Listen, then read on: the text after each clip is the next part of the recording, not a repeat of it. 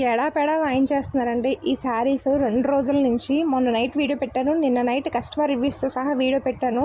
అప్పటి నుంచి కలర్స్ కావాలని అడుగుతున్నాను. నిన్న ఒక బల్క్ ఆర్డర్ కస్టమర్ రివ్యూ పెట్టారండి అని చెప్పేసి ఒక ఫోటో కూడా యాడ్ చేశాను కస్టమర్ రివ్యూస్లో. దాంట్లో వాళ్ళు చాలా కలర్స్ అయితే తీసుకున్నారన్నమాట.